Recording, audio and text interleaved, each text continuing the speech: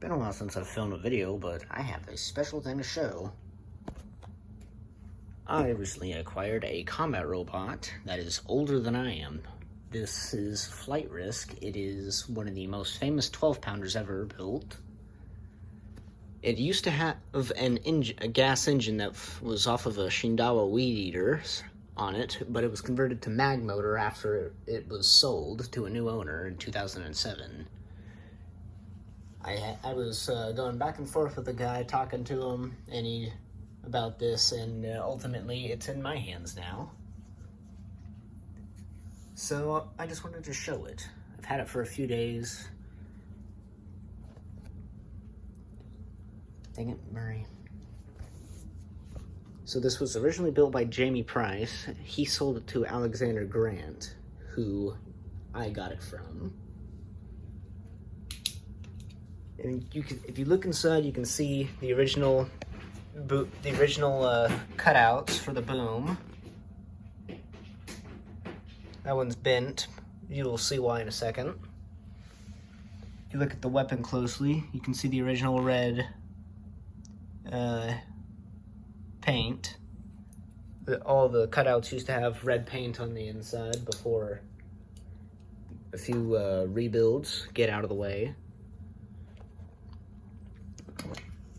This is the winner of Battle Beach 2006. It was also featured on. It was also seen at Robotic Revolution New Orleans in 2005, and tons of other SECR events. All right, if we look here, you will see damage done by itself. The bar on it bent and tore into it. You can see where it traveled in and eventually traveled out and caused this entire piece to get obliterated. You can see the belt is still in there. I don't know what that is, and there's some Velcro in there. The original wheels are still on it. The original bar is still on it, and you can even see Jamie Price's original order initials and the material. This is S7 tool steel. This was machined in 2003 by Brian Nave of Captain Shudderator and Team Logicom in general. He also built Frisbee, Mad Dog, and had a teammate that built Code Black and Chopper. This is a leftover piece from Code Black. It was not used in battle, but it was leftover metal from Code Black's weapon. So he machined the scrap part of metal into this.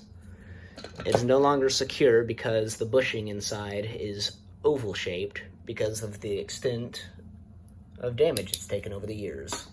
This is no longer feasible for combat.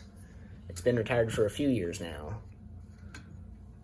The amount of damage done to it is irreparable, but why would you want to repair such a piece of history when you can see all of the history on it right now? I have been in contact with someone about one of the engines, and I will be getting it one of these days. I just need to get the money. So I'll just let you all look at some of the damage now. Need to turn my flashlight on.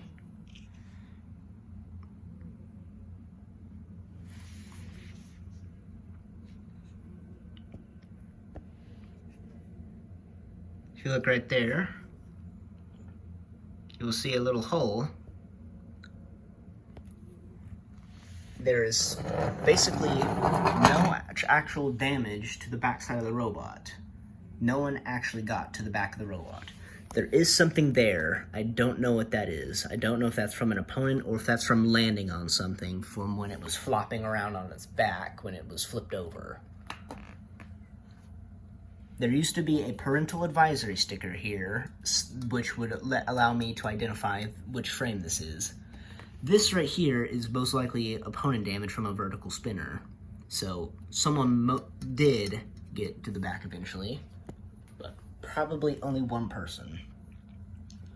This is where the tower support for the carburetor and the fuel cells, well, not fuel cell, the fuel lines were, it was cut off when the mag motor was installed.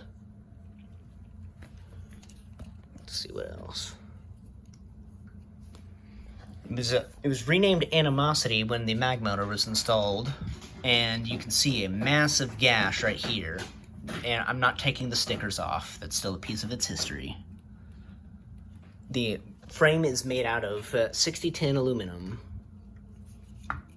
Pretty stiff aluminum, if you ask me. Pretty reliable, too. The wheels are Coulson wheels, obviously, but they were cut. They had weight holes drilled in them. Not only do they look better, but saves a lot of weight.